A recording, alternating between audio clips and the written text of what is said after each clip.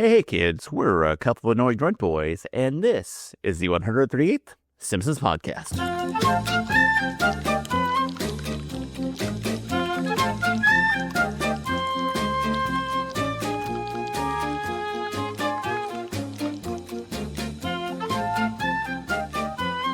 That's right, we're the podcast that explores the animated sitcom The Simpsons from seasons 11 and beyond, and the newest ones when they come out. Why do we do it like this? Well, an entity known as the Wheel of Random has trapped us and forced us to watch the show in such a manner. And, there's plenty of other podcasts that cover the quote-unquote golden age of The Simpsons, that being seasons 1 through 10. And we already watched all of season 11, so we're going 12 and beyond. And I say we because I am one annoyed grunt boy named Steve, and with me, as always, is the other annoyed grunt boy, Craig. Hey, Craig, how we doing this week? We always talk about how there's plenty of other podcasts that have discussed the golden age, blah, blah, blah, blah, blah. Sure.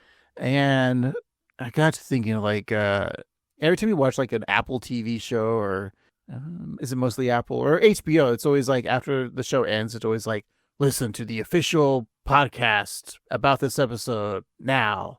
Mm-hmm. Your Apple podcast, Pluribus has a podcast, Game of Thrones, right? There's not an official Simpsons podcast, and I'm worried there will be one day. But I got to thinking, how we started calling ourselves the Annoyed Grunt Boys many years ago. Our podcast name was the 138th Simpsons Podcast. That's how it was, but it never said with the Annoyed Grunt Boys. So we brought that on, and I thought, well, we can't be the official Simpsons podcast because we're not official. But what if we did a pun on official and became the Doe-official Simpsons podcast? I like this. That way they can't sue us. Right, because it's not official, it's Doe-official. Is there a Simpsons podcast out there that says the Doe-official podcast? Not that I'm aware of, and I spent no time looking it up, so I assume I'm right. I think we should just start being the 138th Simpsons podcast with the Annoyed Grunt Boys, and then, in quote marks, the Doe-official Simpsons podcast. I think this is great. I love it. All right, we'll have to make a new logo. Let's just make AI do it. It'll be spelled really weird, and it'll have 5 fingers, because that's weird. Of course, yeah. We only have 4 fingers, Steve. We're Simpsons. Well, yeah, duh. Steve, did you do anything fun this weekend? I hung out with my wife on her birthday and drug her to a podcast with a good friend. How about you? I went with my co-host of a podcast. I'm not going to say good friend, but just a co-host, with his wife and my partner to a podcast. Yes, we ventured out into the world, you and I, together, and saw each other, and our partners, and we saw each other in real life, or IRL, as the kids no longer say. That's right. We had a sushi dinner beforehand. But your wife was cool with it because she doesn't listen to the podcast we went to. I won't say what podcast it was, but it was a live taping of a podcast in Portland, Oregon. And let's just say they're called the Annoyed Grunt Boys. But instead of Annoyed Grunt, it's what you make bread out of. And we actually ran into someone that we went to school with, too, which is kind of fun to see people that we don't hang out with anymore. True. Just in the wild.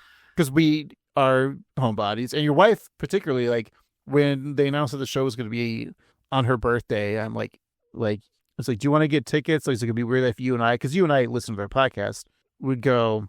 And she's like, no, I think my wife would go because she doesn't care about her birthday much like I don't care about mine. Yeah. And so she was totally fine with it. Did she, I know you had a good time. Yeah. But did she have a good time? She had a lot of fun. I don't know if she's going to be a listener to the podcast now, but she appreciated their thoughts, and, she wasn't grossed out or weirded out by the humor. I think she had a good time. She enjoyed the show. And it was a good night had by all. Was she confused that if she had to get up to use the restroom or go get a snack and then come back, and she was confused where is Steve? Because they all look like Steve. That is probably her biggest takeaway, was that everybody, I mean, first of all, Portland, where we are, is not we're a weird place, but we're not that diverse. There's 3 models of people, and 2 of them were all in the show. Yes. The bald guy with glasses or the fat guy with the beard. I'm the fat guy with the beard, and you're the bald guy with glasses. Yeah, those are the types of people that there were. And there was just just white dorks everywhere you looked. Portland is like the most progressive city or welcoming city. We have probably the most Black Lives Matter flags in the city, but they're all owned by white people. Yes. Yeah, it's a funny place, this town. And I think whenever I go out to places and I see my clones, I'm like, oh, yeah, this is where we're at. But like even like the people on the stage look like us. Yeah, it's true. Yeah, but we had fun. It was a nice outing. And the nice thing too is like after the show, we just drop you guys off because we know not to ask you to hang out afterwards because that would be a big no-no. And we assumed that you had a babysitter, and so we had an out. No, you had an out, we had an out, and yeah, we don't want to keep the babysitter, even though the babysitter is a friend of ours. And what time did we get you guys home? About 10:30? Yeah, but about 10:15, yeah. So then the babysitter didn't leave until about 12:30 because she just hung out with us and drank some wine with us. So that's cool. Well, because we're friends with the babysitter. So, but she brought her son over, and her son loves our daughter. So, I mean, you know what I mean? Like, yeah. They're both kids, and so my daughter had, we don't really go out, and we don't really have babysitters. So this was nice for us. Did she handle it okay, your daughter? Oh, of course, because the babysitter's son came over, and she just loves him. Oh, that's good. Yeah, they have a great time. But yeah, so all I could think of is like, if only we were popular enough to have live shows, how we would do in the situation. And I got some tips, and I feel like we're going to change the podcast because of my influence, and I'm going to be more negative on you and me. Yeah, I think that's going on. I think it's totally fine. Somebody needs to take us down a peg. You are our ringleader that will keep the show going on track, and you usually are. I try. If people heard, we talked about like on the Patreon how we might just keep the raw file for the Patreon listeners, like when the show airs, because there's so many like tangents. It's not like embarrassing stuff or anything like that. Usually that's cut out of the podcast. It's stuff that like me will just go off on a tangent of like, let's say in our script. Yes, we script our show. I know you wouldn't think so, but like, let's say the script says, and then Homer goes to a water park. And I would say, Steve, you ever been to a water park? And then you would say something about, yeah, I've been to this one. Then I would go on talking about a water park. And then I would probably talk about like something like, oh, then there was this hot dog at the water park. And then I would start talking about hot dogs. And we get this whole conversation about hot dogs. And then we start ranking the hot dog brands. And all that stuff gets cut out. I'm not saying we've ever had that conversation, but it's kind of how it goes. Hey. What? It's a Patreon. Just take it easy. But I don't think our Patreon listeners need to hear 3 hours of us talking about wieners. That's true. They already get 90 minutes of it every week anyway. But yeah, it was fun seeing you, and I can't wait to our next year's meetup. Yes, we did our due diligence for the year. Hey, I saw you in like once a month so far this year. So it's only been 2 months of 2026. So January and Feb. Oh, wait, when you see me January? Super Bowl party. No, that's February. Oh yeah. On average, I saw you once a month so far this year. All right, Steve, I'll meet you at a location on April 1st. Yeah. Yeah, and I'll bring money. I'll bring you a can of beer that hasn't been shaken up. And I'll bring you a can of peanuts because I know how you love shooken up. Yeah, not shaken. Shaken start. Shook up. Okay, yeah. I love peanuts, Steve. Yes. Certainly won't be snakes. All right. Well, yeah. But no, it was a great time, and I appreciate you coming out, and a lot of fun. But let's get into this week, and let's go into the past. Let's talk about all the way back to 2006, February 26th of 2006, to be specific. What was the #1 movie in the box office, Craig? Well, Steve, I have not seen any of these movies, but I listened to a podcast that discussed them all, and it made me kind of watch these movies. That was Newcomers with Lauren Lapkus and Nicole Byer. They did a podcast a couple of years ago where they would talk about franchises, and they did like Star Wars and Lord of the Rings. And then when they did this movie saga, they really enjoyed it, and it made me like want to watch them, and I still haven't. But it was a Medea's Family Reunion, Tyler Perry. Yeah, I've never seen any Tyler Perry property. I know that he has like several sitcoms. He's got all the movies. I've never even seen an Alex Cross movie, which he stars in. But isn't he like something about like maybe he doesn't pay his production, like the people in the studios? There was something about like his studio. Like so he has his own version of Hollywood in Atlanta that is kind of like his own like production company.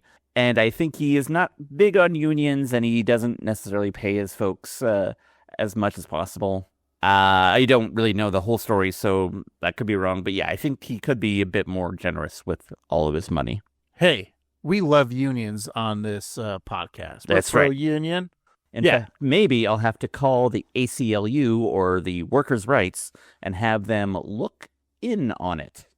Maybe they'll bring like a skinny guy to beat them up. Only if you put a ring on it. Exactly. Greg, what was the number one song on the Billboard Hot 100? Check on It by Beyonce featuring Slim Thug. Oh, yes. Like, if you hear a person's name is Slim Thug, you're like, yeah, then I could probably take him. Yeah, he's just some thug, and he's like a beanpole. Like, if he was like Beef Thug, then I'd be afraid. Right. Fat Bully. Like, I'm afraid of Fat Bully, but same. That is like the perfect like 80s rapper name. Like Run DMC featuring Fat Bully. Yeah. And like Fat Bully would be making fun of Run DMC because they're a bunch of nerds. Yeah. And he's also a cartoon bull for some reason. And I'm just thinking of like Fat Albert caricatures for some reason. I don't know. All right. Fat Albert, he lived in a garbage. He worked in a dump, or he lived in a dump, and that was, kind of a wasteland. It just reminds me like how like maybe a decade ago, how like everything Bill Cosby did was gold and we loved it. But now you just got to throw it in like the dump, right? Like in a land of trash where nothing will grow, and it's just we bury it, right? Yes, which it's where nothing could survive because Bill Cosby destroyed his reputation and everything he created because of his penis. That's right. It comes down to that. It really does, and that brings us to the number one hot rock and alternative song, "Wasteland" by 10 Years.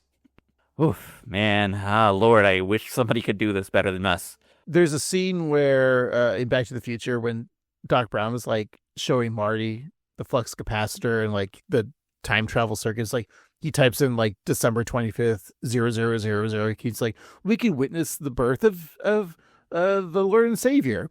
And I always thought like that'd be interesting if that was a Back to the Future movie, or like maybe they went back to see that guy JC, and like he'd be so amazed by a car. And like he'd be so annoying though, because like he'd be driving around and he'd be like, no, I just want to drive. I just want to drive. Like, because he doesn't know what a car is. He would love to drive a car. Could you imagine? Oh yeah, not seeing a car, and then it's like all you want to do is drive. It's very true. Yeah, he'd be like, it's like if you're the passenger, what would you say to Jesus? I'm sorry, what would you say to the Lord and Savior? Jesus, take the wheel. What was the Country Hot 100 song? Why, it was Jesus, Take the Wheel by Carrie Underwood. And, that song had a good beat. In fact, it was so good, it got me a little drunk. All right, what was the Hot Dance Electric? Why, it was Rhythm Intoxication by Rosa Bell. The only song I know, me too, and don't tell your wife, is Jesus Take the Wheel by Carrie Underwood. That's true. I don't know that Beyonce song, because this is the time when I think Beyonce was still fairly new as a solo artist. And so yeah, I don't know that song. I don't know Wasteland by 10 Years, and I certainly don't know Rhythm Intoxication. So yeah, I also only know that song. It's funny because when we do this, usually when we talk about the songs, we usually know the Hot 100, the alternative, maybe the dance. Because sometimes the dance is always the hot one, but like the remix. And we never know the country song. This is like the reverse of we know the country song, but nothing else. Yeah, it's really strange. And maybe we know Wasteland by 10 Years. Like if we turn it on, like, oh, that's that song. We can't play songs anymore, so we don't know. So this is like reverse. Like, are we having like a weird like parallel universe Simpsons right now, where like we know the country song, and maybe this episode is just going to be like, usually we've been very pro Simpsons, so maybe we're like, what is this cartoon? I don't know. Maybe it is a bizarro thing because, yeah, I think you can say a lot about our podcast and how it's not good, but I think we are usually a very positive podcast and we find the best out of everything. And maybe this music chart is showing us that might not always be the case. But I don't know, because we haven't watched it yet. Well, maybe we should watch the episode. All right, let's get into it. Because today we're talking about My Fair Laddy, in which Bart enacts revenge on his new gym teacher, Coach Krupt. Willie's shack gets destroyed in the crossfire. So the Simpsons family take him in, and Lisa decides to turn Willie into a proper gentleman for a school project. Meanwhile, Homer rips his favorite blue pants and starts an ambitious advertising campaign to bring the brand back. All right, let's give it a watch. We'll be right back. Adequate. Adequate. Wouldn't it be adequate?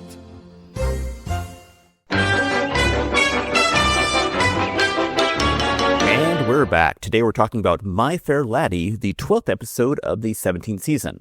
It is episode 368 in the show's run. It originally aired on February 26, 2006. Your nerd code is HABF05. It was written by Michael Price, directed by Bob Anderson, and your showrunner is Al Jean. All right, Mr. Michael Price. Steve, did you know that he worked on the show Teen Angel, which we reviewed the first episode for? Oh, yeah, that's true. He also wrote with Bill Burr's cartoon F is for Family. That's on Netflix. And now we finally canceled Bill Burr, right, because of Saudi Arabia. Well, I mean, at least for now, I'm sure in 6 months we'll all collectively forget and be like, oh, yeah, he's fine. He's a little rough around the edges, but he's hilarious. He's not. Look, we haven't talked about this sitcom, and even on our Patreon last week, we talked about sitcoms. We forgot to mention the great Homeboys from Outer Space. He also worked on that show. He has written 28 episodes, and this is the 12th. We will be discussing his first episode, My Mother the Carjacker, from season 15. His last episode, Treehouse of Horror 36, from this last season. So he's still a current writer. There is a potential episode called Extreme Makeover Homer Edition, which we have a theory that it'll be a Disney Plus special, but it hasn't been announced yet, so either a Disney Plus or maybe a season 38 episode. Yes, I'm still banking on Disney to do that, but I don't know. They should do like Paramount Plus exclusives and HBO Go exclusives. I'm sure in like a few months we'll all be under one network monopoly umbrella, so it's very possible. Well, this time, right, as of our record, I think Paramount has bought the WB. Mm-hmm. And I thought Paramount sucked and didn't have money. Yeah, I don't know. Oh, that's because they got rid of Colbert, so they had money to buy Warner Brothers. I get it. Yeah, because of all that money that Colbert cost. Okay, well, we're not going to get into the streaming wars because, yeah, by this time next year, it will all just be Tubi. That's right. Tubi is slowly going to just strike and buy everything. I'm here for it. Tubi or not Tubi, I say Tubi. Look, a couple of episodes that we have reviewed, he wrote Hostile Kirk Place and I.E. Bonnie Romance, and we weren't particularly fans of those episodes, so it'll be interesting to see, if we're going to be in love with this episode, I guess. I mean, there's a lot to think about this episode, so let's just get into it. And we start off with a couch gag. What happens, Craig?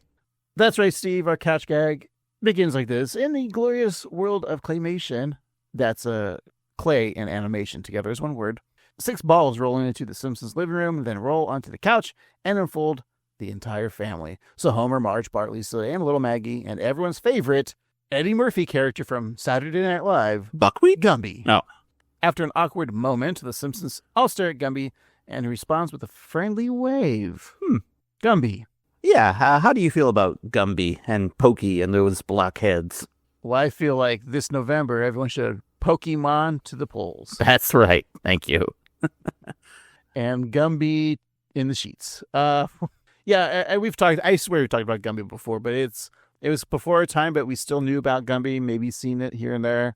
I don't get it. Yeah, it's for stoner Gen Xers, I think. That's like who I think it's for is like they watched it as a kid, they didn't get it then, but then they got high and they're like, oh, that's kind of funny. It's clay, and that's it. Creative, I'm sure. It's very creative. Yes. Yeah, just it's interesting in this time of reboots and remakes. We haven't had a Gumby reboot.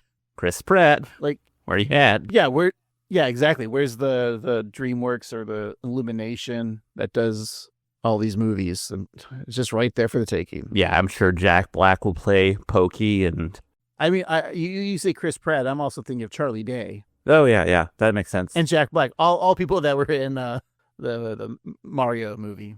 These are the only people we have.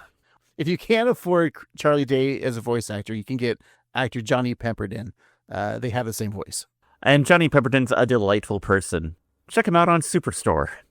Streaming on Peacock. Is he 12 or is he 43? We don't know. I figured it out. He is our age. But Yeah, he is. he has, like, it's just weird because I've followed his career for, I feel like a decade now, and he's not aged a second. No. It's weird. All right. Anyway. This isn't the Are You Pemberton Talking to My Pemberton, the podcast about Johnny Pemberton. We'll slowly transition to that. But for now, let's just get on with the episode. And it begins, as it always does, in the gymnasium of Springfield Elementary. Principal Skinner has gathered the children for some very important news. And as we'll hear in this clip, we'll be introduced to a new character that is sure to be beloved by old fans and new. Let's check it out. Children, your gym teacher, Ms. Pommelhorst, has a brief announcement. This is very emotional for me. I'm taking a leave of absence. I will return in the fall as Mr. Pommelhorst, your new shop teacher. We're telling you children now so you can adjust and not make jokes. Looks like there'll be some new wood in shop class. Precisely the type of wordplay I seek to discourage. New wood. Now, please welcome your new gym teacher, Coach Krupt. Today we're gonna play a game that's as old as pain itself. Bombardment. I'm intrigued. What are the rules? Duck or die! Oh! Bombardment! Deal with it! Bombardment! Laughs a bitch, son! Bombardment! All right, Steve, here's the introduction of Coach Krupt. Now, before we talk about Coach Krupt, Yes. how are we feeling about the Mrs. Pommelhorn bit? Okay. So, I try to think about this in the time that it was, 2006. You know, there wasn't a lot of, in mainstream media, like a lot of trans characters, a lot of discussion about it. So that's something. It is the new wood in class that kind of makes it worse. And I don't know why they need to change their job just because they're changing their gender. And it just feels like a little bit cheap, but I don't know. Maybe it's hard to view it from today's eyes, but you're dealing with like a one-note character anyway. Miss Pommelhorst, like her little whole deal is Miss Pommelhorst, I'd like to get down now. What are your thoughts? So what I think is dumb about this is, so Mrs. Pommelhorst is their gym teacher, and then she's getting a sex change operation, right? And she's like, well, I will no longer be your gym teacher. I will be your shop teacher.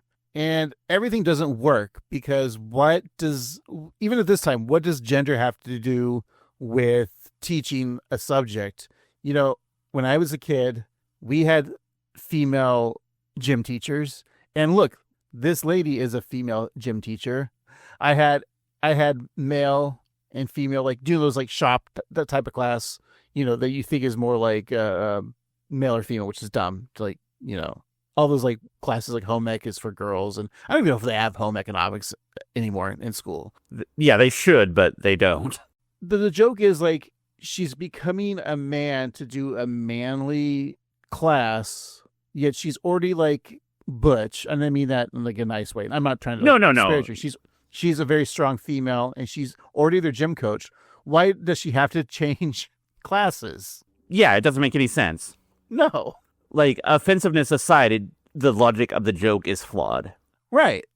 I mean, granted, I did chuckle at Nelson's hardwood joke, but that's because I have the maturity level of an 11-year-old. Sure. But it just is making a joke that doesn't seem to work for me.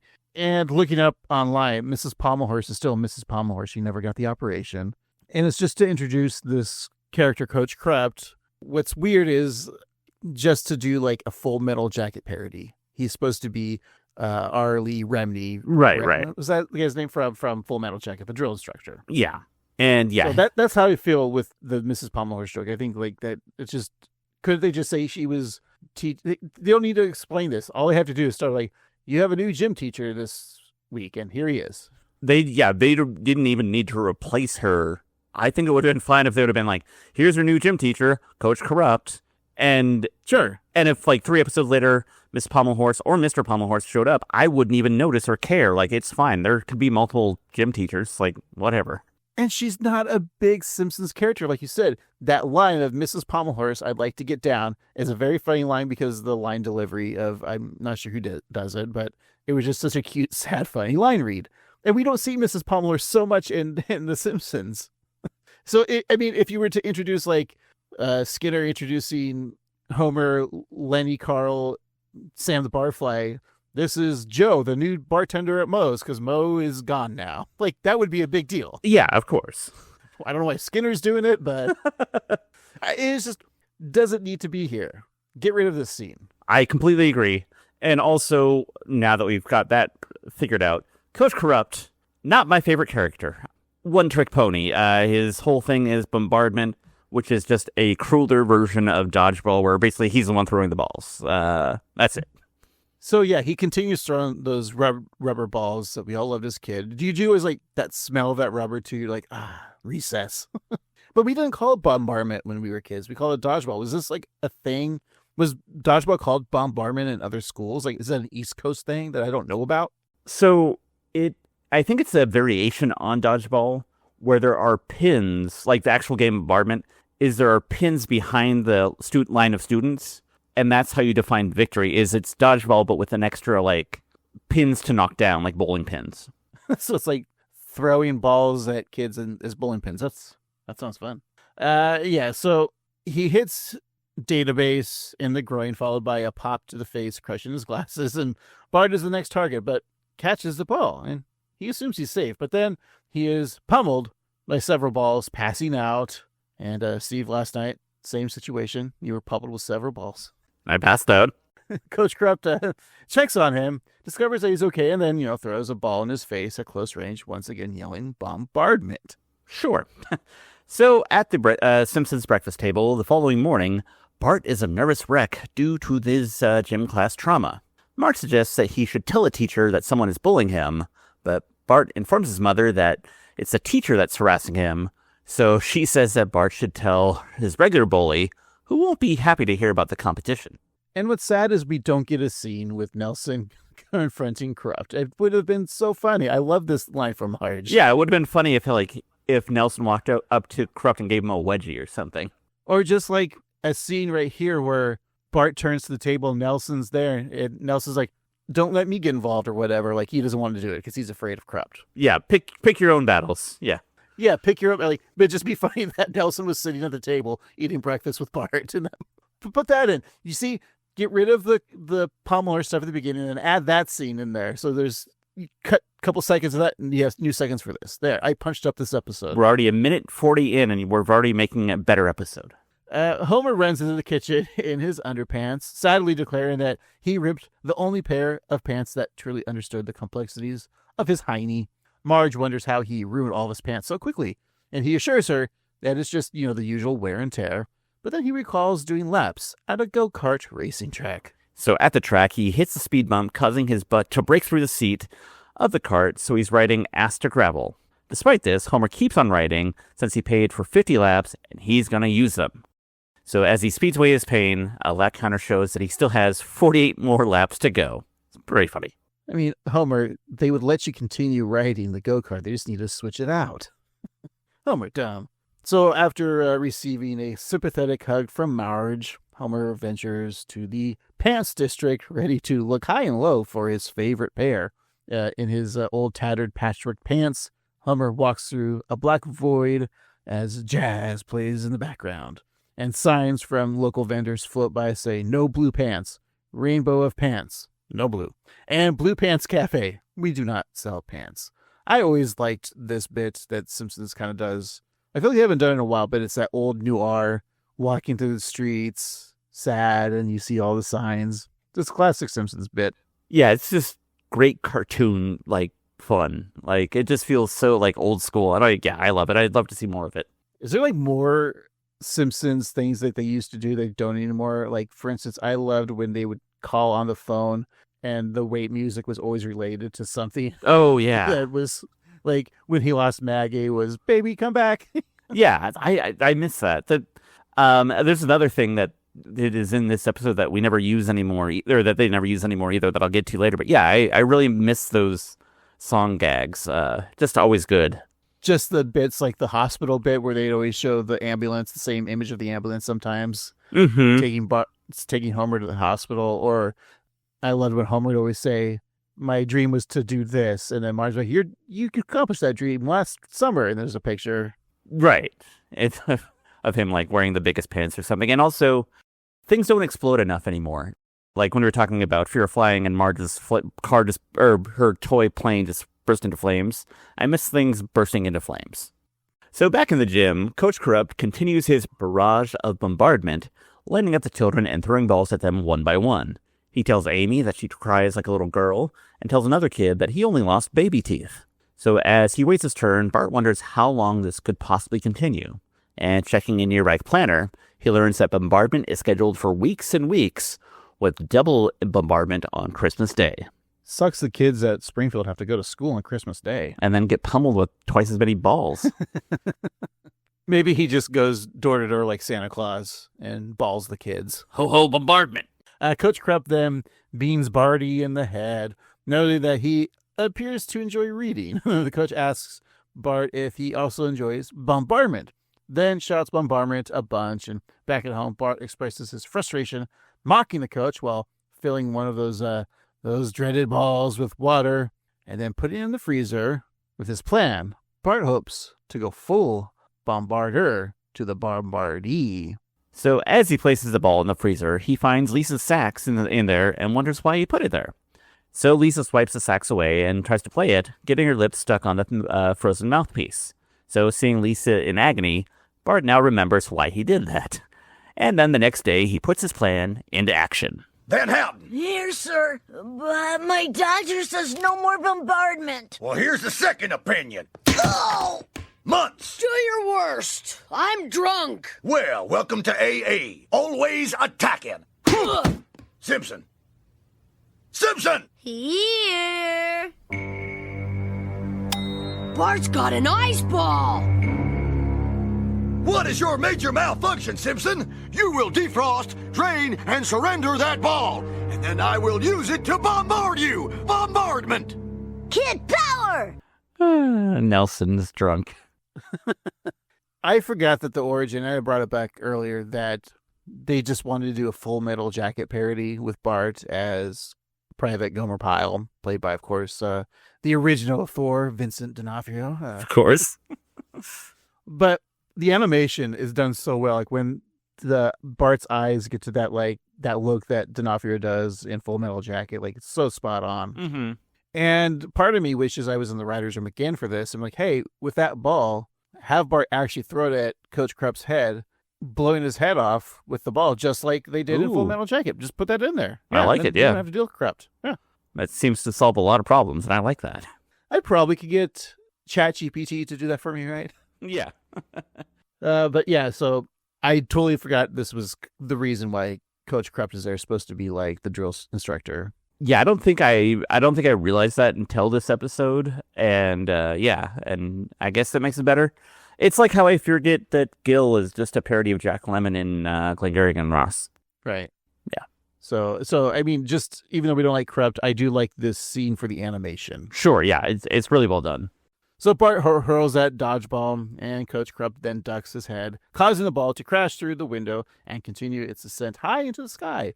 And down below, good old groundskeeper Willie is flipping through the pages of the latest issue of the New York Review of Mops. When he hears the sound of something falling, he runs out of his shed just as the ball speeds down, crushing Willie's sack. Oh, sorry, Willie's shack into pieces. A lot of balls, lots of sacks. Let's put that in the writer's room. Let it hit his sack instead of his shack. Ay, me sack. Upset that his shack is ruined, much like the Orlando Magic.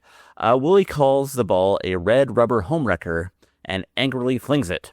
It hits his riding lawnmower, causing it to shatter like glass. So as Willie works to rebuild his home, Bart apologizes while trying to offer help by hammering several nails into a single plank of wood.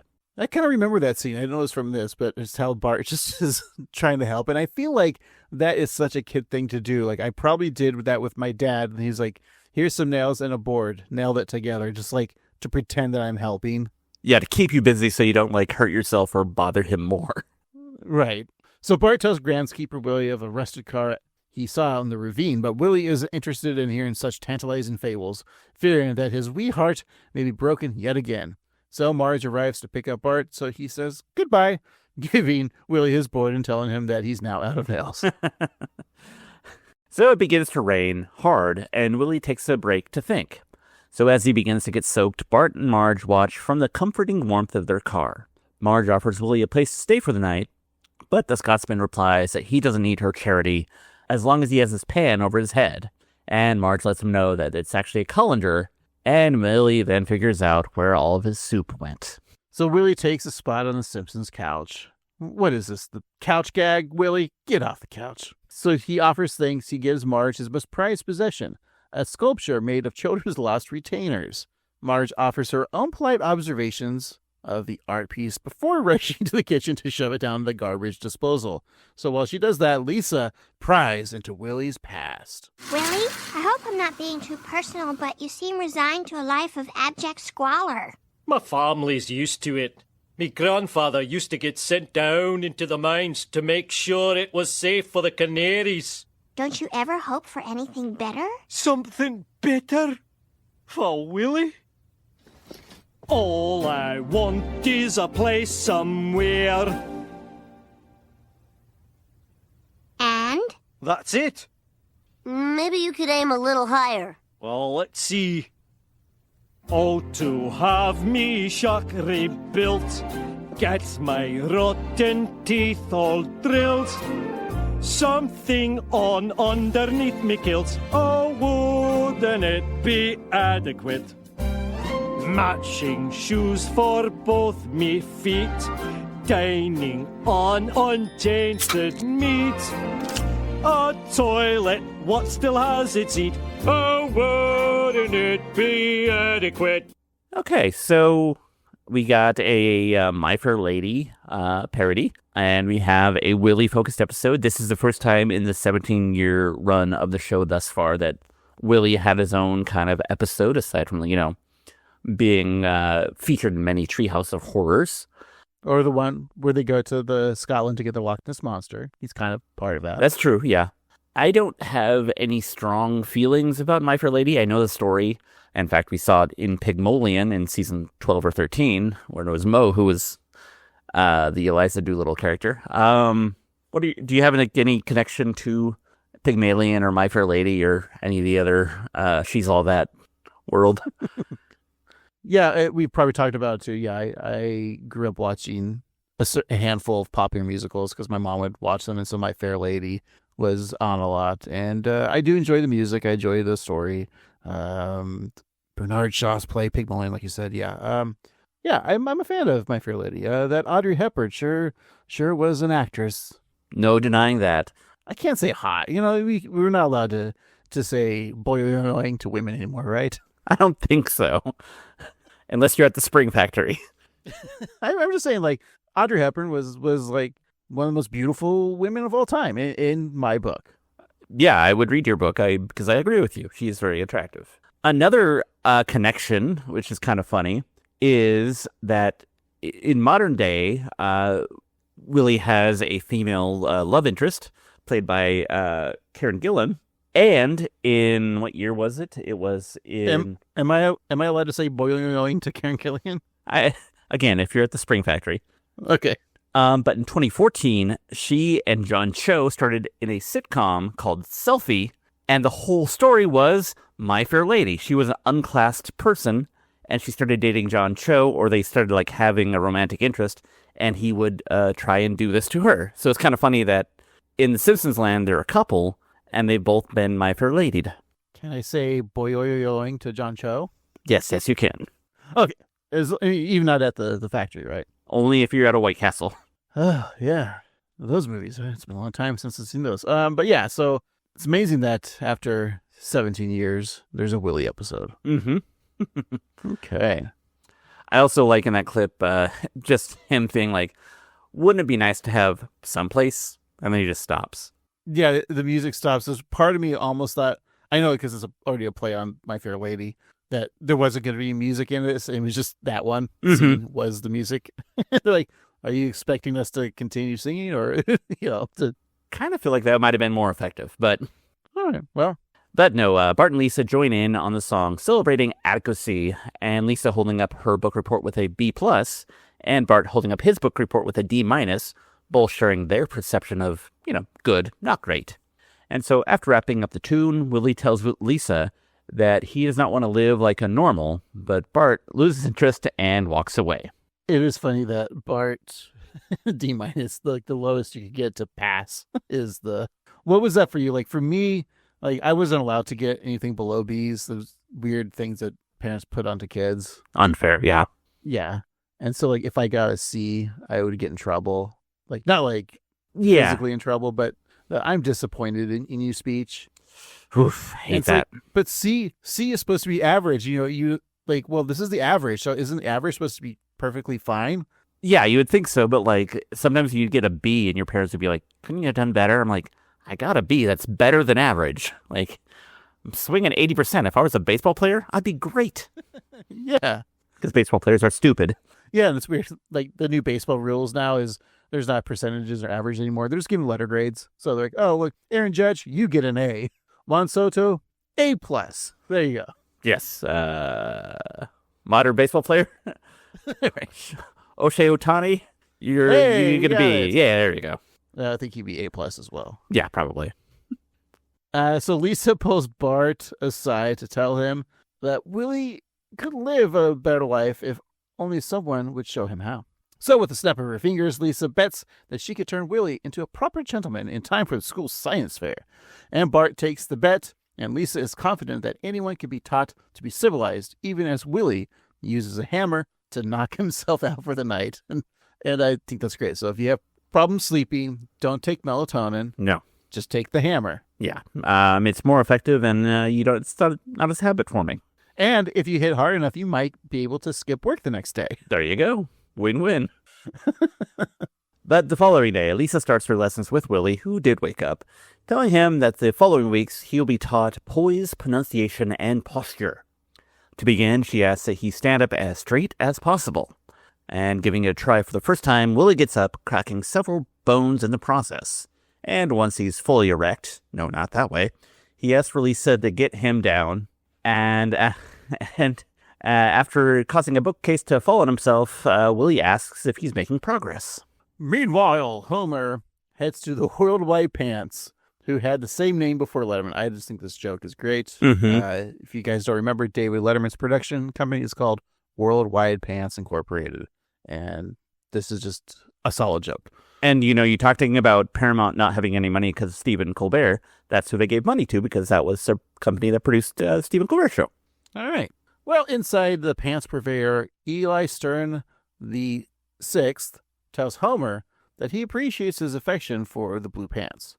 But as they simply are no longer manufactured. A recent Super Bowl ad certainly didn't help with the stakes, as it showed an overweight middle-aged man wearing only the blue pants while standing in a den next to a lazy boy and a stepladder, and a voiceover describes the occasion to wear such apparel as when you no longer care to be attractive to women. The heyday of the early 2000s, like that whole like American Apparel, Calvin Klein, anorexic heroin chic, bordering on child pornography vibe that we all watched and experienced. Oh, I was a American Apparel stockholder. I mean, I wasn't, but no, but yeah, I had my wardrobe. Like I had when I was trying to do the heroin chic skinny look back in the day.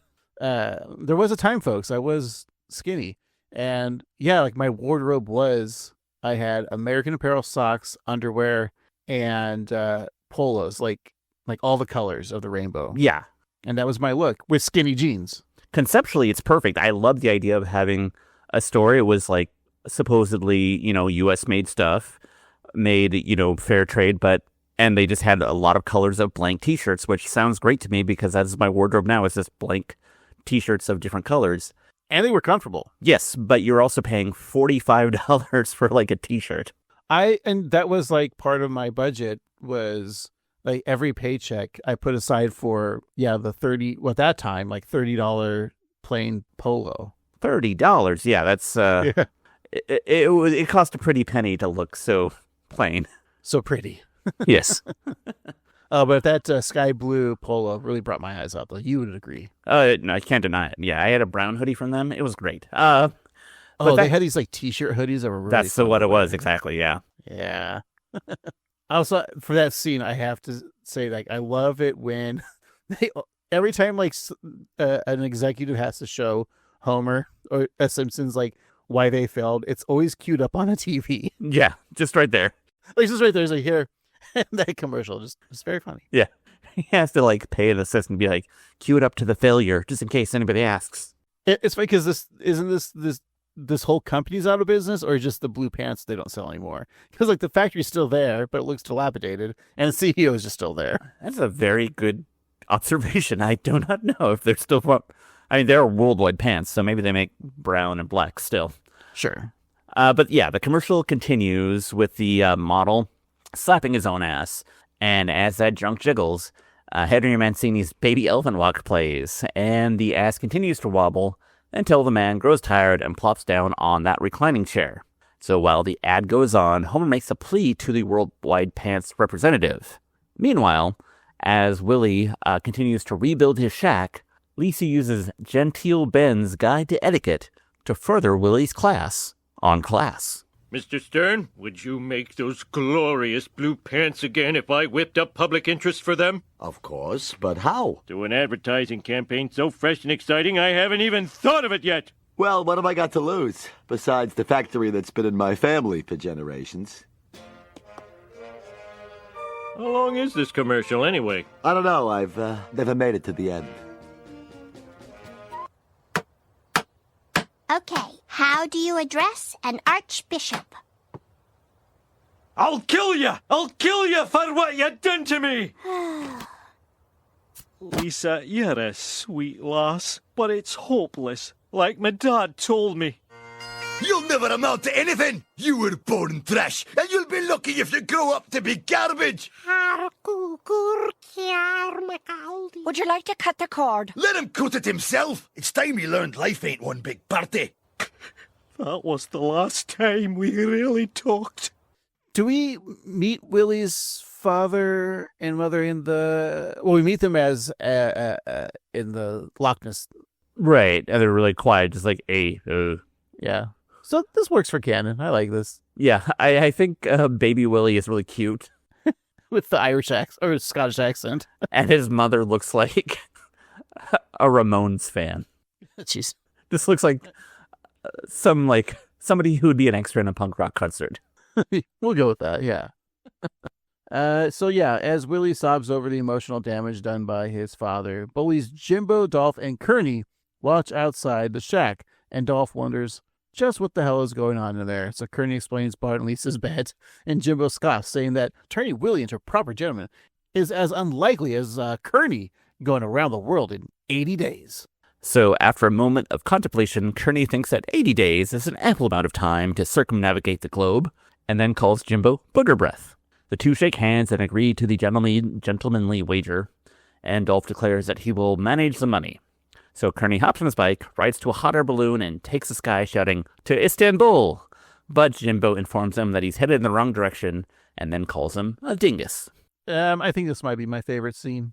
I'll just say that now. I think that is a lot of fun. I've never seen Around the World in 80 Days. Not even the reboot with Jackie Chan and Owen Wilson? Was there a reboot? Yeah. Ignorant here. Is it based off of a Jules Verne novel or something? I think exactly that, yes. Okay. Because there was I don't know the original film who was in it, but you're right, there was a Jackie Chan movie.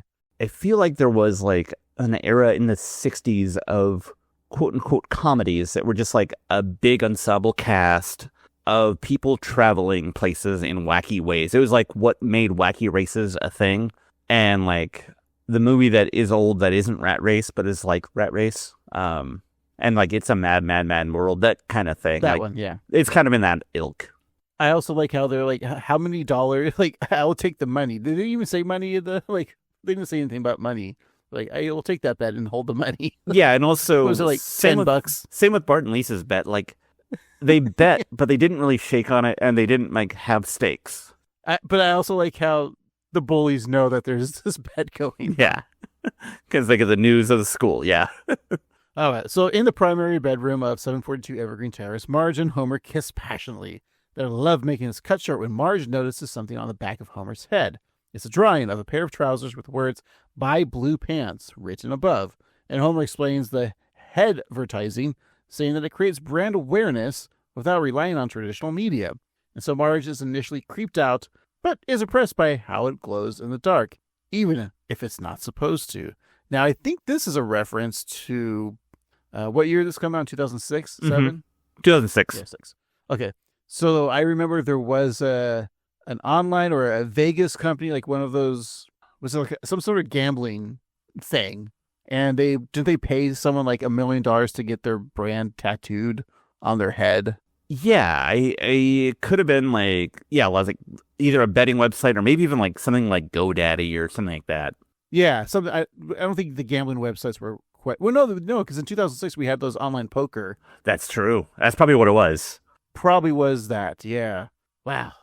And now, Steve, what did you do with that $1 million?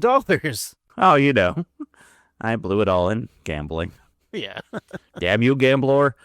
But this is like what advertising is now. It's just like cheap stunts on social media, like, and bad AI ads on streaming services. It reminds me of like TikTok now is like one person makes like a joke on TikTok or like a scenario of a bit, and then every single person has to repeat that bit. Like right now, it's like I always see like, can I rub the Texas Roadhouse butter off your butthole tonight? And like everybody does that. And it's like, we don't even have Texas Roadhouses in our area, so we can't be part of this meme culture. Yeah, I remember like 6 months ago, there was like a lot of like small coffee shops and stuff being like, excuse me, looks like a 2-year-old made the drink, or this looks like a dog made the drink. And then it cuts to like a 2-year-old or a dog, and that's the whole joke.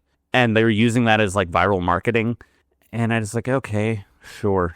My favorite is always when they have like someone who's like a millennial or older, or maybe like the owner of the business who clearly just doesn't want to do it but wants to be hip. Like an old lady who's like, oh, no one likes this. Send it back to the waiter. They're just like, what am I doing this for? Yeah, I should be cleaning the floor right now. My boss says this will get customers inside the restaurant or something. Yeah, man, we are Idiocracy. A movie I haven't seen yet. You haven't seen? Wow. Yeah. We talked about that already. I know. It's still wild to me.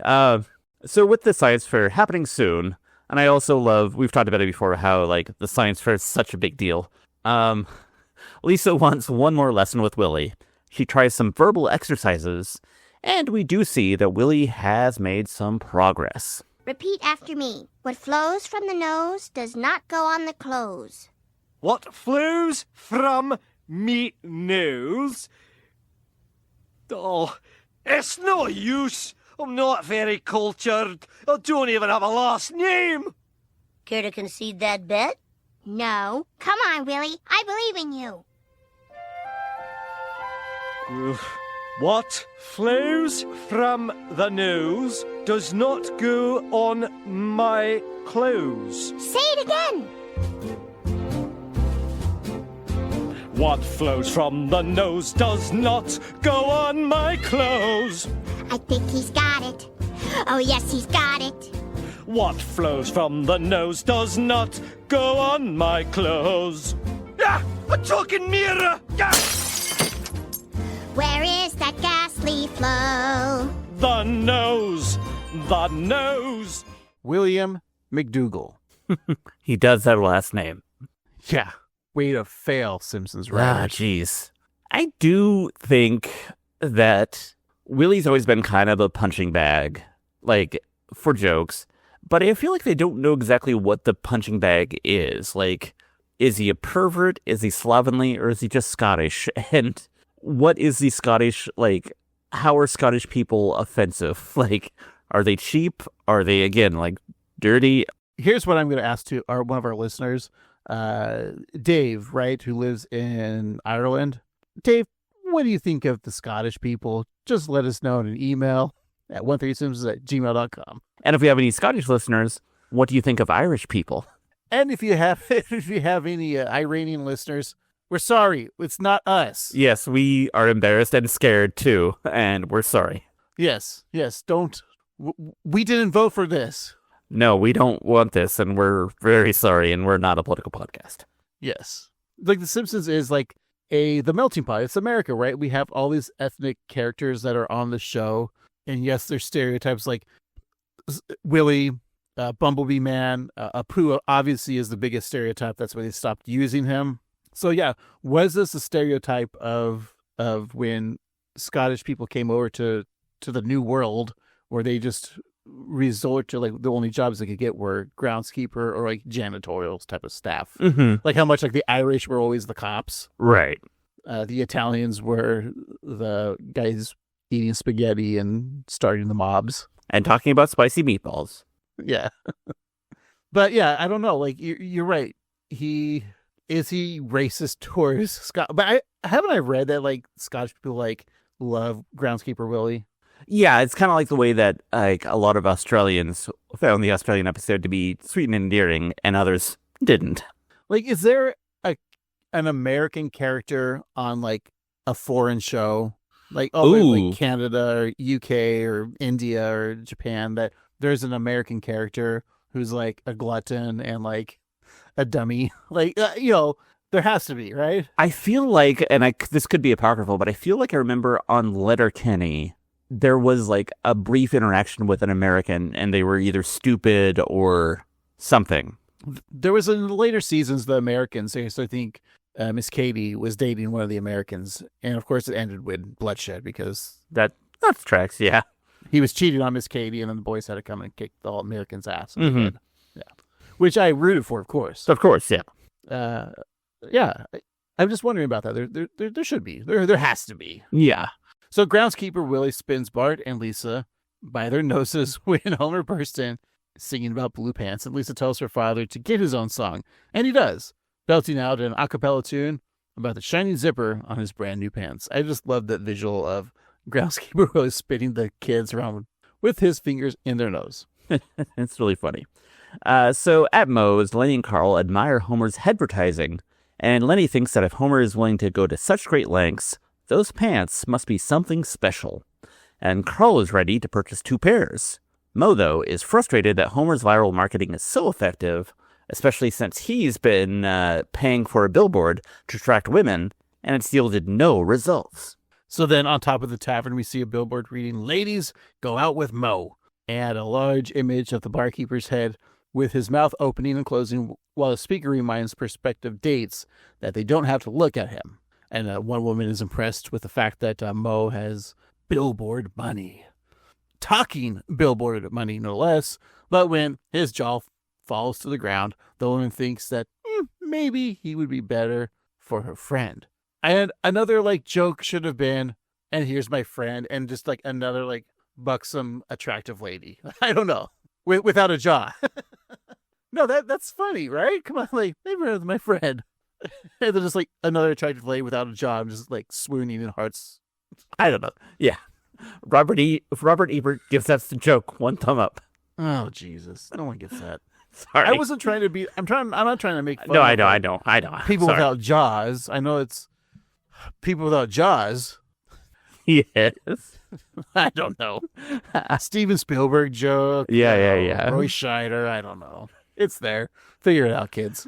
You put it together. So it's the night of the big science fair, and Springfield Elementary has rolled out the red carpet for all the citizens of the town. And the gym has been transformed into a grand ballroom where the children show off their projects to both the staff and the elite class of Springfield. Martin Prince presents a machine that can accurately detect surprise.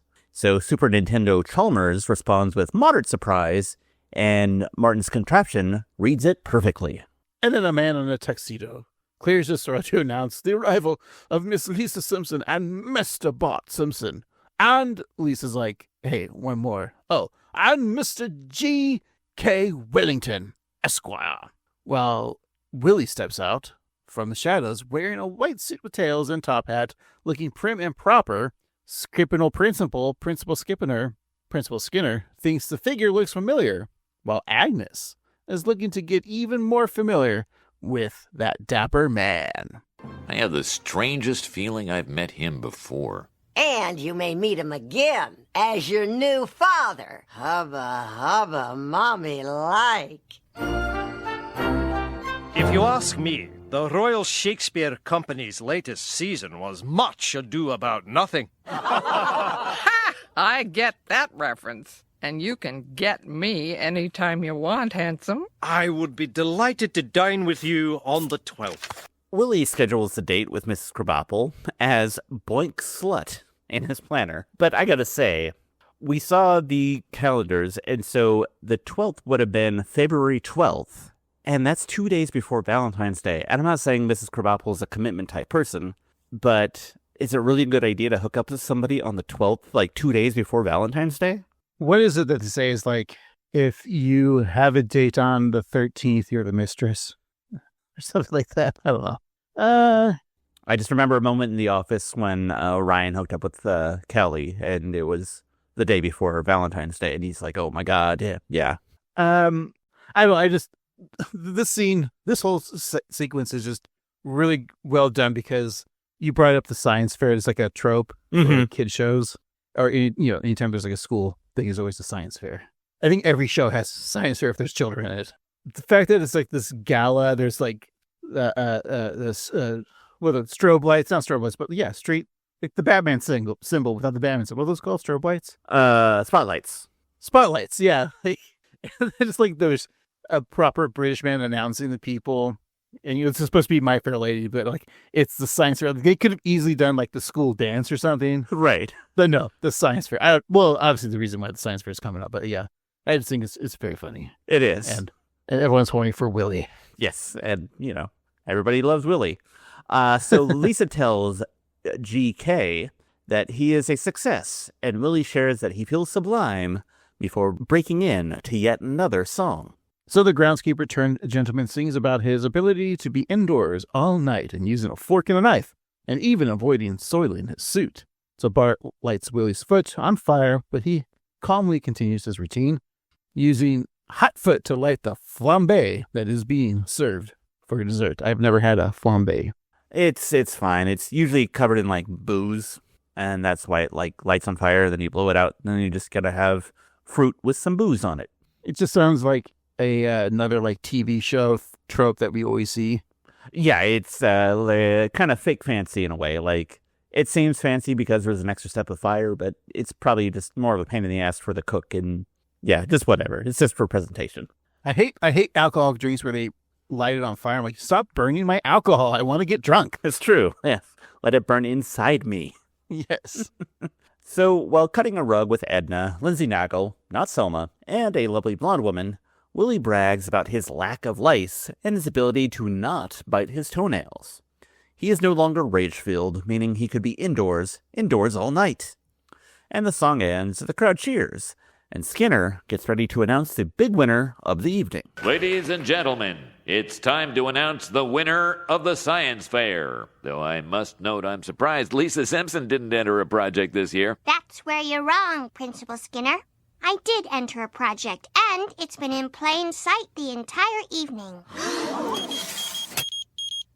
Mr. G.K. Wellington is not who he seems. In fact, he's someone you all know quite well. Is it me? I give you Groundskeeper Willie. Well, Mother, aren't you glad you didn't get more intimate with him? Who said I didn't? So Willie took a moment and banged Agnes? Seems to be. Or she just blew him. Mm-hmm. Yeah. Well, they don't call him Willie for a reason. I don't know. Yeah, there you go. Hopefully they used a lamb skin of God. Of course, lambskin is a slang for a condom. I remember in health classes, we were always told never to use lambskin condoms. Have you ever in life, anywhere, ever seen a lambskin condom? Let's look up very popular website that also is a name for a very big river on the planet. The Nile.com. No, I just typed in the Niles.com and it's just complaining about some woman named Maris. I typed in lambskin condoms and the second, or one of the options I got was Trojan goat condoms. But not goat, like, so it's greatest of all time condoms. They're non-latex. Patent pending, by the way. Trojan goat latex free lubricated condoms for men. Patent pending, ultra flex, non-latex material, soft, strong, odorless, and colorless. 10 count, $9.56. And it says goat on it. I just feel like it's not the best idea to have livestock on a condom package. Hold on. Goat stands for greatest of all time. But for Trojan, it's greatest of all Trojan. Let's see here. What is the product made of? Non-latex. So what's it made of? Maybe it's made out of goat. It has 4 stars out of 5. So there you go. Should we read the first one from Blinky and Miguel Finds? Please do. That's pretty long. I don't want to read it. Not like the condom. It would be fun. That should be a podcast. Us just reading condom reviews. Oh, here's a 1 star, and it just says, feels like sliding down a rope with your bare hands. So bought these because I can't find lambskin condoms online anymore, and the marketing on them makes it sound like these are supposed to be better. They are not. Feels like pure plastic. Wife said it felt like Rugbird, or trying to slide down a rope with your bare hands. So I don't have a vagina, but I can feel that. Yeah. Oof. Yeah, what's it? Okay, well, we're not the condom podcast. I guess item details. I can't figure out this website, Steve. Do people go to this website? Its material is rubber, so there you go. Oh, okay. I'm not getting goat condoms, and we're not going to try them out on the podcast, Steve. Sorry. Sorry, Patreons. Yeah, that was going to be Patreon exclusive. Steve and Craig try condoms. We'll do a blind taste test. Steve, does this feel like a Trojan goat or a Durex Ultra Slinky? I don't know what they're called. It feels like Flanders because it feels like you're wearing nothing at all. What are we talking about? The Simpsons. Oh, the science fair, yeah. Steve, having won the science fair, Lisa looks for a spot to display her blue ribbon, and one board is full of previous achievements, so she hangs it on her sports wall next to the only other ribbon on the board, which is a bowling party participant. That's funny. I don't have bowling parties, but I really want to make ribbons for, like, if we ever got together with, like, a group setting and went bowling, I would want these ribbons. I think every party should have a participant trophy. Oh, my God. I have Super Bowl parties every year. I think next year I'm going to have that, yeah. It's brilliant. I love it. Well, we could 3D print, like, Lombardi trophies, but then on the little base, it'll say participant of a Super Bowl party. I like this. All right. Don't tell... Okay, I was going to say, don't tell the people that come to my party, but they would never listen to this podcast because I don't tell them about this. Of course, it's an embarrassment. Yeah. But does your wife know, by the way, that you have a podcast? No. She just thinks I'm like working at a soup kitchen every Monday. Which probably be better for your time. Yeah. Than doing this. Yeah, it's true. Giving back to the community rather than taking from it. Anyway, so wearing a turtleneck underneath a tweed jacket with leather elbows, Willie walks in asking about his next lesson. He wonders if it'll be about smoking a pipe whilst summoning a falcon. And then he tells his falcon, Weatherby, to put a kettle on, and Lisa informs him that his lessons are complete. Willie may now be a proper gentleman, but he doesn't know what to do with himself. All he's ever been is a groundskeeper, and Bart tells him that job has been taken by the next lowest guy on the totem pole, Dewey Largo. So the music teacher turned groundskeeper somehow drove Willie's tractor on the roof of the school and got stuck. I forgot to mention this. There was a scene earlier where Willie's tractor shatters. Mm-hmm. And that could have been a good moment for it shattering, then lighting on fire. Ooh, yeah. But also the wheels didn't shatter. Everything should have shattered into pieces. That would have been funny. Yeah, just completely like glass. Just like... Mm-hmm. Yeah, and I also... And then light on fire. Yeah, of course. All right. So Lisa helps Willie find a new job as the host of the fancy restaurant, the Gilded Truffle, where he can show off his sophistication while meeting the highest class of people. One of those high-class people is Krusty, who mocks Willie, asking if the D in Maitre D stands for dimwit. Okay, mean. So Willie brushes off the insult and offers a polite laugh when asked to do so. Krusty says that he doesn't need Willie's charity titters. And I already laughed when he said charity titters because I knew it was coming. Of course. He then introduces his date for the evening, a very blonde and very buxom charity titters. All right. If we ever do a Simpsons trivia night, That's good. we need to be charity titters. Yes. Remember this. No one will get it because every Simpsons trivia every Simpsons trivia is always like seasons 2 to 8. Yeah, everyone's Team Discovery Channel. Yeah. So Willie leads the couple to their table with Charity offering her titters as a thank you, but Cressy telling her to wait until they get to the booth. So Charity's going to expose her tits to Willie and Krusty at the booth? I guess so, yeah. Which I guess is nice. They don't use the gilded truffle anymore. It's always Luigi's now. I wonder if that is because they can't afford the set, or if, like, it's the concept of fine dining. I read that they sold the set for a charity auction a couple years ago. Yeah. They needed that space to film more episodes of American Dad. Oh, that makes sense. Yeah. Seth MacFarlane. Taking over Hollywood. It's true. I feel like the 80s and 90s was full of, fancy dining places where couples go to have dinner and hilarity ensues. But I feel like nowadays there aren't those fancy restaurants because everybody eats at a chain restaurant like Luigi's or something. To me, the fanciest restaurant on any TV show is a place called Melville's in Boston. That was always the fanciest restaurant. Exactly. It's below or above like an okay bar. Well, it's so funny. I was thinking about that too. Like Ruth Chris Steakhouse, like a Morton Steakhouse, was always like in our area. That's one of the they're high class chain restaurants. Mm-hmm. We have a couple, like there's a place called Higgins that's like I don't know if it's still there, but it was like our high end restaurant. But I think of those, I'm like, man, I'm spending like hundreds of dollars at this place, but now like go to a brew pub, get 2 people have 4 beers all together, an entree and appetizer. You're still paying like the same price if you were just go to a Morton's Steakhouse. It's really true. Like you're getting like a burger for like $20. Yeah, so that could be why like they're just using Luigi's because the Gilded Truffle. No one goes out to fine. I mean, I don't know anyone who goes to fine dining. Well, I think it's kind of funny too. Like in our culture, we're so much now about the home chef. Like so many like in our era, it was dads worked, mom was in the kitchen, but now it's men have gravitated towards cooking. We have all these cooking TV shows. We got Guy Fieri's, we got the mean British guy, Gordon Ramsay. Yeah, Anthony Bourdain.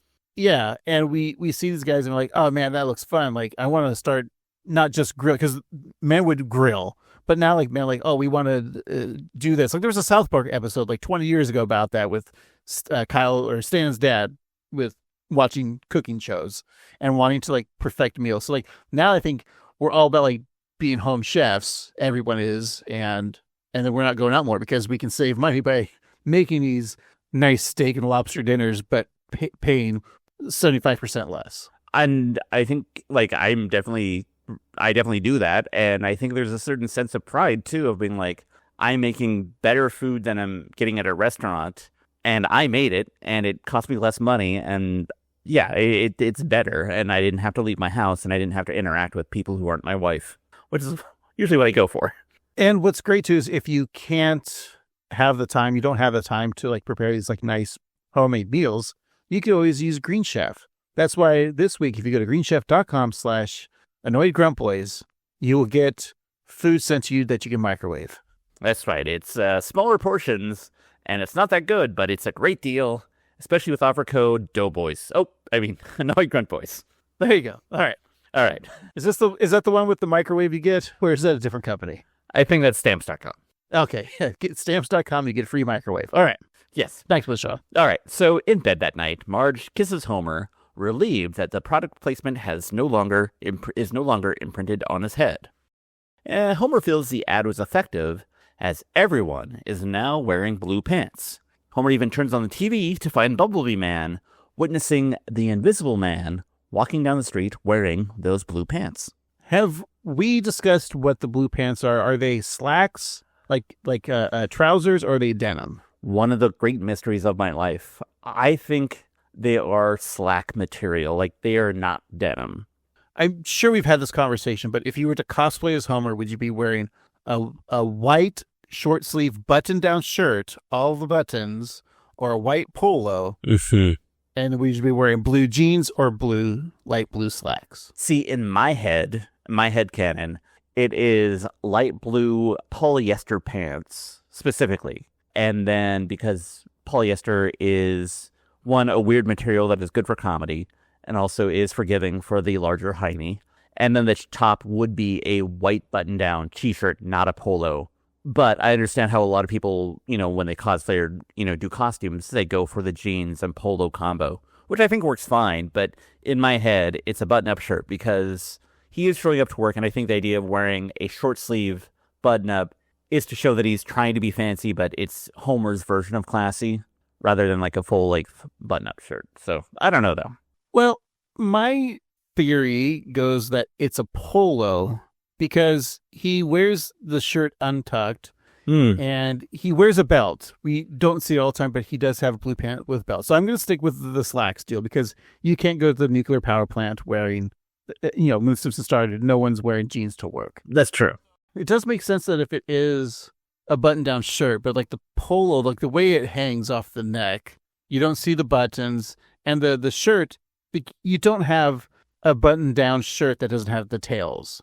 That's true. Of a dress shirt. Yeah. I mean, if you have shirts that now are dress shirts that are cut that way so they don't have that thing, so you don't have to tuck it in. So check out untuckit.com/annoyedgruntboys for 40% off your first shipment of 8,000 units of Untuckit shirts. They're great shirts, and it's impossible to unsubscribe. I think that I would go with a white polo and the blue slacks, so that's just me. That makes sense. I get what you're saying, yeah. But sometimes he wears a tie. You don't wear a tie with a polo, so you might be on the right for that. Maybe Marge hems his white shirt so he doesn't have to tuck it in. That's probably it. That's it right there. All right, we figured it out. Thanks, Internet. We win. So looking to get into some blue pants of her own, Marge turns off the TV and begins to undress Homer. Pulling off his shirt, she finds he's covered in ads for Buzz Cola, Maine potatoes, and the re-election of Fourth Circuit Judge Chavez. When Marge asks him about that, Homer replies that they are earning them $100 a week. And aside from the Maine potatoes one, which is just a personal reminder. Sure. While he munches on a raw spud from his bedside sack, and Marge sees that and says, I think that's neat. So now Willie gets to interact with the hottest new Simpsons character, Coach Krupt, in this clip. Hey, Maitre D! May I help you, sir? These rolls are stale. Bombardment! Bring me some more. Bombardment! And some iced tea for the lady, please. Bombardment! I've a fancy suit and a clean white shirt, but I miss the days when tractor fumes blew up my skirt. I was freezing cold and I slept in mold, but I longed for the shack where I lived. She was true to me, my old home of wood. And when I passed out drunk from turpentine, she understood. Life was so sublime. Well, boo-hoo, 'cause I'm hanging ferns in the shack where you lived. I mean, Largo did a great job of sprucing up that shack. It looks really good, yeah. I don't love Coach Krupt, obviously, but I do like the rolls continually being thrown at Willie's head throughout the song. I thought that was very funny. I mean, if you did that in real life, you'd probably be kicked out of a restaurant, I'm assuming. Oh, yeah, I mean. Also, Willie drinks turpentine. But who doesn't? Yeah, I mean, I was just making him more relatable. Do we still get turpentine? What do I use turpentine for, by the way? I think it's a stripper for paint. But also there could be a stripper in Portland named Turpentine, and I'd be like, yeah, okay. Yeah, she usually dances after charity titters. Exactly.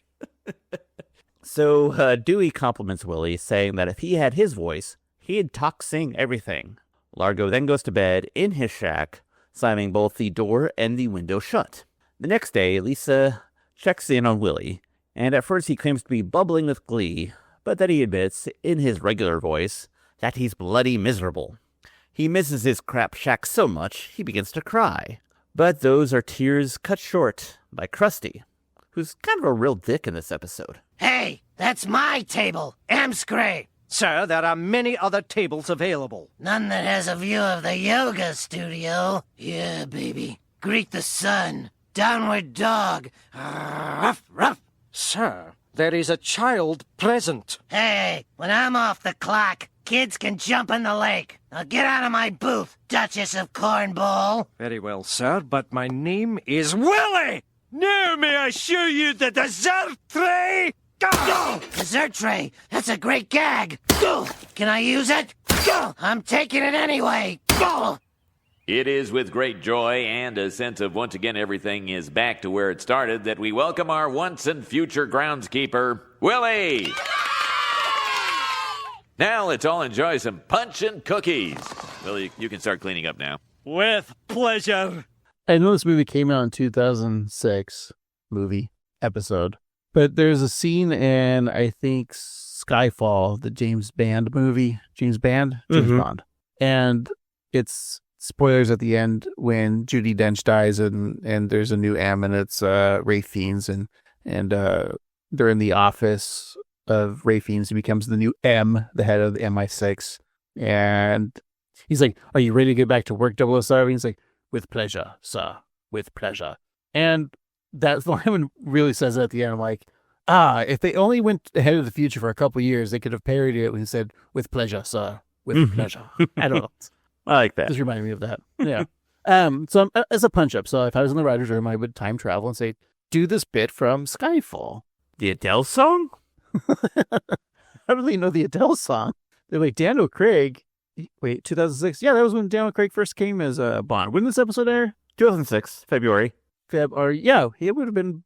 Yeah, no, he wouldn't be Bond yet. I think it was still like November of 2006. So they'd be like, Daniel Craig, the guy that was just cast as James Bond. Anyways, I'm done with my jokes. I'm done with this episode, Steve, because of my.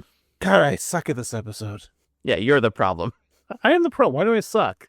I'll bet you I can make you a proper podcaster. I just thought of something dumb in my head, and now people heard my dumb thoughts, and it's probably not edited out of the podcast. Congratulations, you're a podcaster.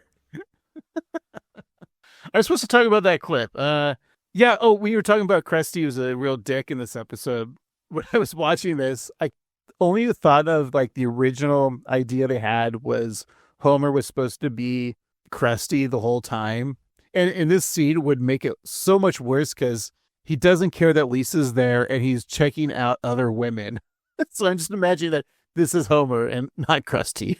But also I have to think about modern times and the horrible world that we live in currently and how he said, when I'm not on camera and there are children around, they can go jump in a lake, which is better than what a lot of people who are empowered are doing when little kids are around. So that's something, I guess.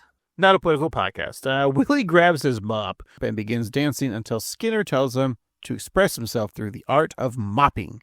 The principal then gives Willie keys to his new shack. It's just like he remembers. But as Lisa explains, there's one little difference. So Willie runs inside to find that Lisa crafted a sign that says, "Home, sweet home." Aww. Willie tearfully asks for a moment alone. And the second Lisa leaves, he hurls that artwork saying he liked the shack the way it was. And that's how the episode ends. Wow. Alrighty. Well, that's the episode. Let's take a little moment, think about what we just saw, maybe play some bombardment, and we'll be right back.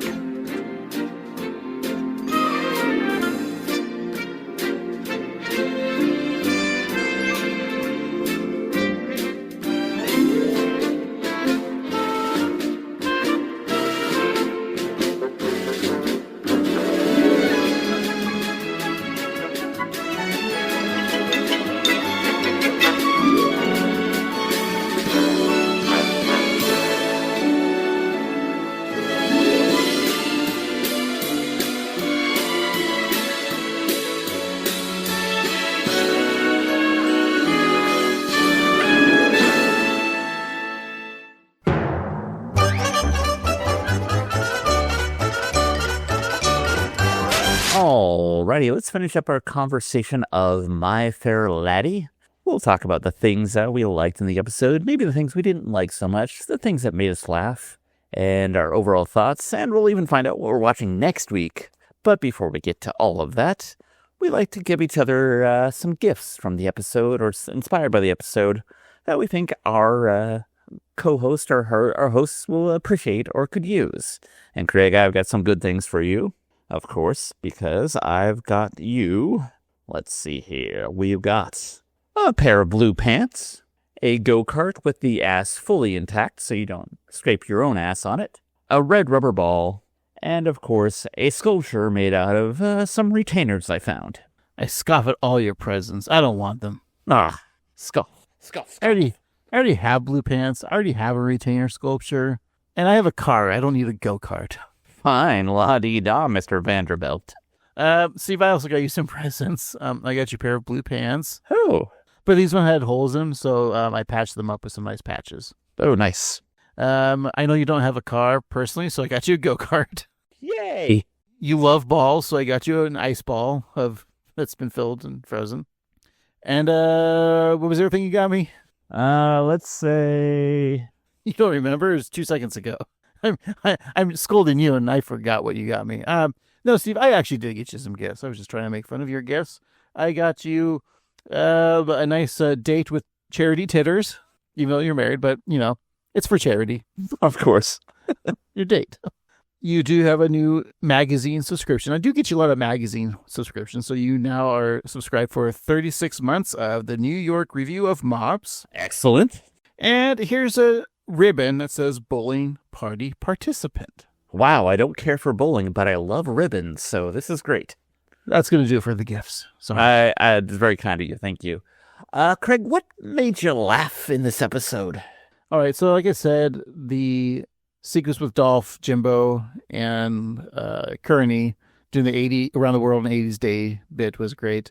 I liked Marge in the beginning when Bart was freaking out about being bullied by Krupt, and she's like, just have your bully him. I thought that was just a great line.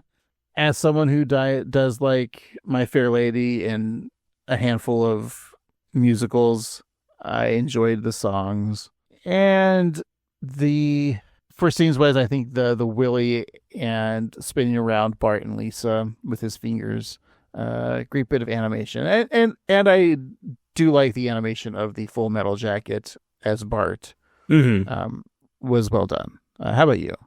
Yeah, I think I like the things that you said. I really liked, like I mentioned in the episode, when Willie's singing a song at the restaurant and the rolls just keep on getting thrown at him. Very funny.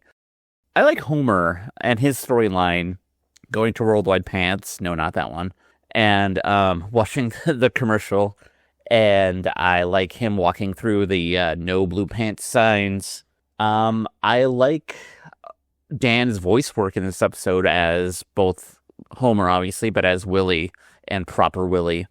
And I like what Dewey Largo did with the place, and I do like Jimbo and Kearney. But I think this is not quite a perfect episode. What are your overall thoughts? It's interesting how, like, a lot of episodes that aren't considered great usually have a great first act. Like, even like the opening bit is always a way to win the Simpsons over, like to get them in. I think this is like the worst first act of any episode of The Simpsons. I didn't like the Coach Krupt introduction because I didn't like the Palmerhorst joke. And even if like that time too, we were making those kind of jokes, even then it just doesn't, the joke doesn't work. I don't understand. It does not work. At the end of the things, you're just making fun of a person transitioning, and that's not a funny joke. And the whole Full Metal Jacket type of parody, even though I enjoyed it, it's like 20 years too late. And they've done Full Metal Jacket type of stuff, so I didn't need that. You did enjoy Homer's storyline, but it wasn't a storyline really. It was just, we needed to fill extra minutes, and Homer has to do something. And yeah, I did enjoy the scenes with it. But usually a lot of times that Blue Pants storyline would somehow have to connect to the end with Willie, and it didn't. It was just, it ended. Like, there should have been something maybe with the science fair and the Blue Pants somehow connecting those two storylines. Nothing happens there. I do like the idea of the My Fair Lady bit, and I enjoy the music. It, of course, is an episode that is very much reminiscent of the Sherry Bobbins. And, of course, Willie was married to Sherry Bobbins for one point in canon. It would be nice if she made an appearance, because there was that... Oh, yeah. You know, the whole story between My Fair Lady is Audrey Hepburn, of course, is Eliza Doolittle, but the singing was Julie Andrews, and she wasn't credited for that, because... Hepburn couldn't sing. Yeah, she couldn't sing. Or they didn't like her singing voice. Right. So there could have been like a nice connection there. And also another thought is it would have been interesting to have like prim and proper Willie. And I know like Dan does the Willie voice, but it'd been interesting if like they got like a very famous Scottish actor at the time to play the prim and proper Willie. Mm-hmm. So like when he becomes at the scene, it would have been interesting to see like all of a sudden Ian McGregor is now Willie, but like I bet Dan did a great job of like playing the prim and proper, as I said, Willie. But it just been like an interesting like fan cast, or just like this week's episode has so and so on it. David Tennant, who would later appear in a Scott as one of Willie's relatives, I think, in that episode. But I digress. So I don't really, again, I don't like the first act. I like the stuff that happens, even though like the Cresty scene is he is a dick. I love Charity Titters. I think it's a very funny name. Solid, yeah. But yeah, it's to me an episode that get rid of that first act, get rid of some of the jokes. It needed maybe more of the songs. Like as someone who likes My Fair Lady, I got to hear they did like a Wouldn't It Be Lovely parody. They did the Rain in Spain. Did they do a Rain in Spain song? Yes, they did. I can't pull it right now, but yes, they did. They did I Could Have Danced All Night. Did they do Get Me to Church on Time? Yeah, I think they got some of the things. I didn't hear Wouldn't It Be Loverly? Wouldn't It Be Adequate? Oh, you're right. They did that. No, the one, With a Little Bit of Luck. That's what I meant. They didn't do that. Oh, yeah. Which should have been, because that's her dad, Eliza Doolittle's dad sings that in My Fair Lady. They should have had that as a Homer parody, With a Little Bit of Luck. Did they not do that? That Homer should have had A Little Bit of Luck. Yeah. Because, spoilers, that is like my favorite song from My Fair Lady, only because it's my favorite, like, drunken, like, I've done it maybe once or twice at karaoke, but like, it's a good, not a crowd pleaser, but it's like, you know, sometimes when you karaoke and you're like pretty drunk and you're only doing the song for yourself and not for, yeah. I mean, most karaoke is song for yourself. I was going to say, yeah.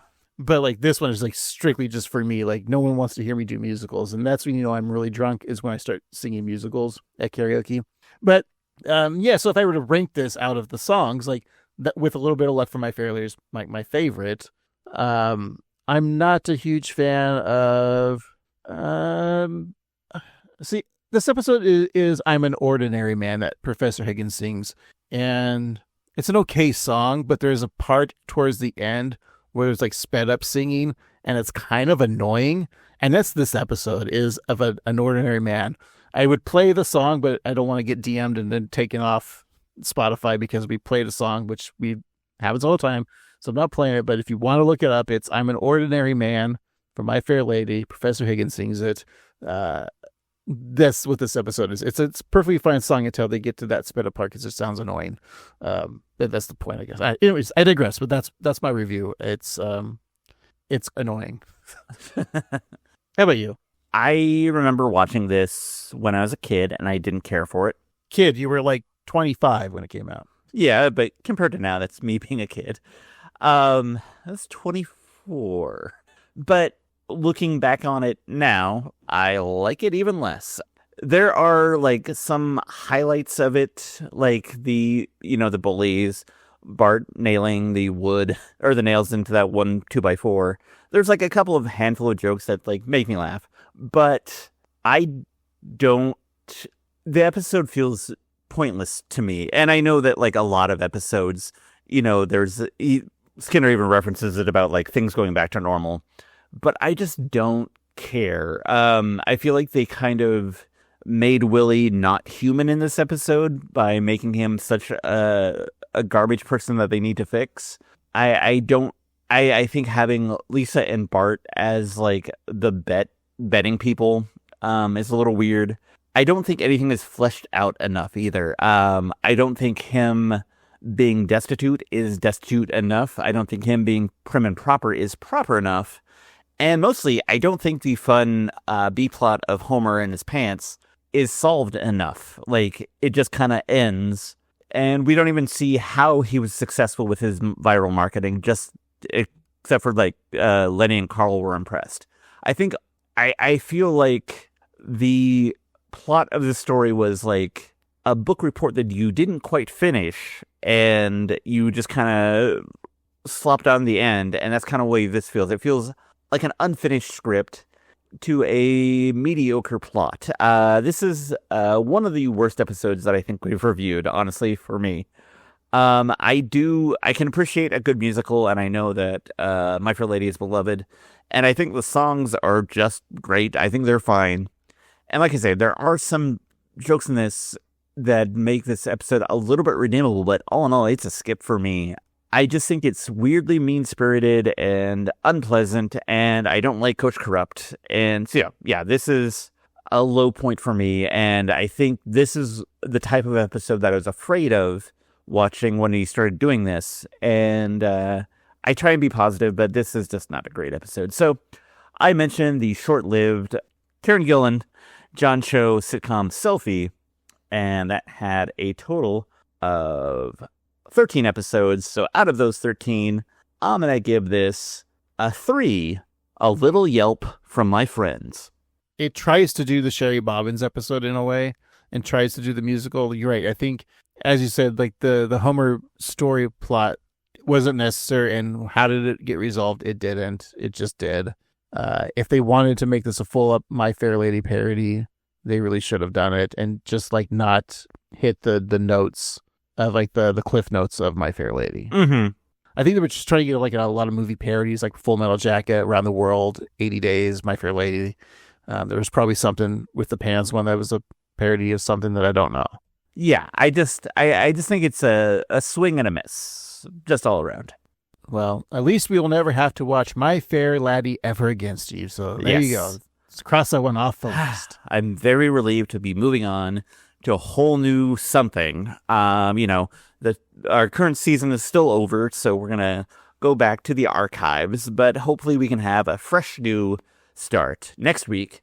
But to find out what that is, we're going to need our good old, hopefully silent friend, the Wheel of Random. So let's give it a spin to see which season we're in. Boop.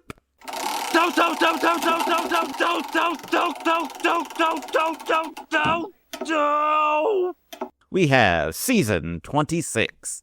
So that's far away from season 17. So we're like 9 years later. So nice. Let's give it another spin to see which episode we're watching. Boop.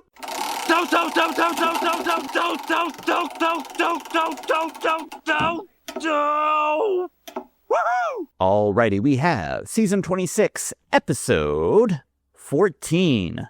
All right, 26-14. Steve, I'm going to stick with, this was a Audrey Hepburn classic and another classic of hers, parody of My Fair Lady, right? I think they're going to parody another Audrey Hepburn movie, and that's Breakfast at Tiffany's. And I think it's going to be called Breakfast at Charity Titters. Oh, that would be fun, and I hope that Mickey Rooney reprises his role as either Fall Out Boy or Asian Man. But no, sadly, that is not the title. Let me check my notes.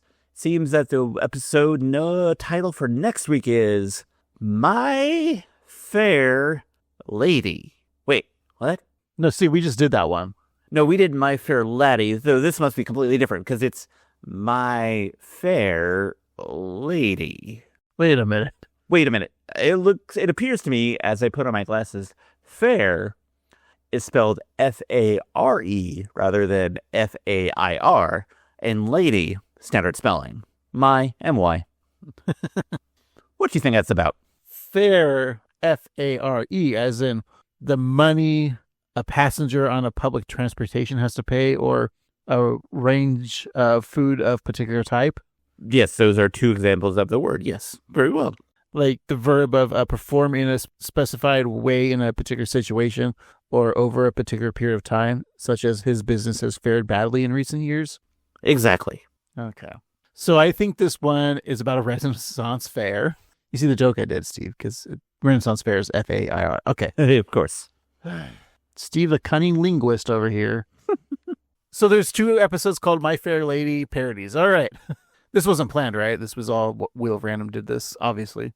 Yeah, of course. Okay. All right. It wasn't one of us was confused one time and typed in My Fair Lady and this one came up. Of course not. Okay. Hey. So I think this episode is going to be about a money and a lady. So Charity Titters becomes the new babysitter for Bart and Lisa and Maggie. And she is raising money because she needs more money to become the new Miss Springfield. And Bart and Lisa decide to make Charity Titters the prim and proper, presentable lady to the people of Springfield at the annual Springfield Science Convention. Okay. Where they will have a ball to announce the new Miss Springfield, but she's getting bribed by the mayor, Quimby, who says she can be the new Miss Springfield if she only sucks his... Yes. Sucks his... popsicle?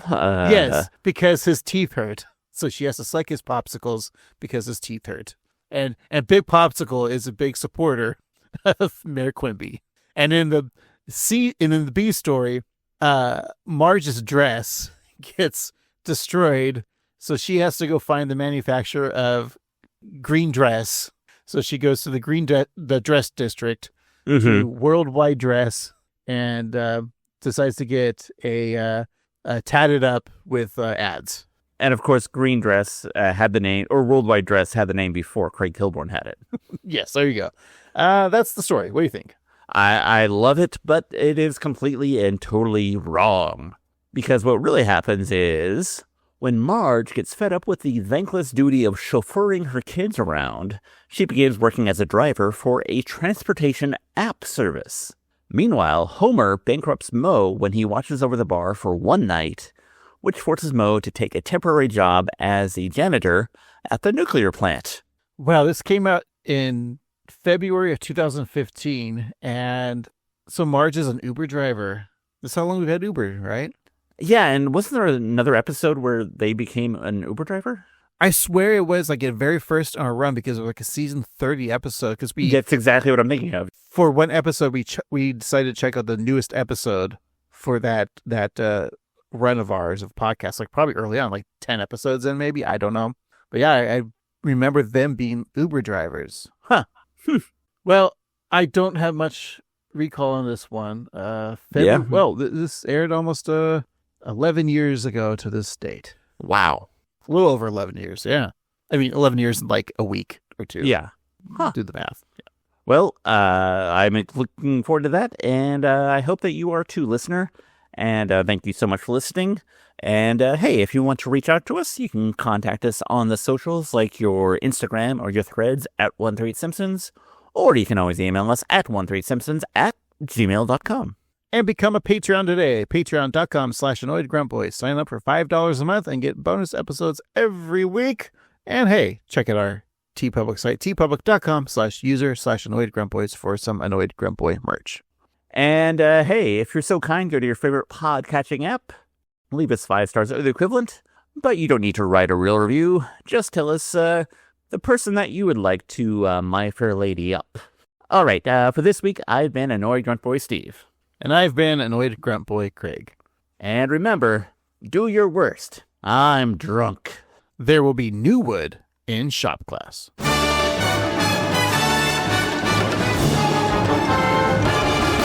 Kids can jump in the lake.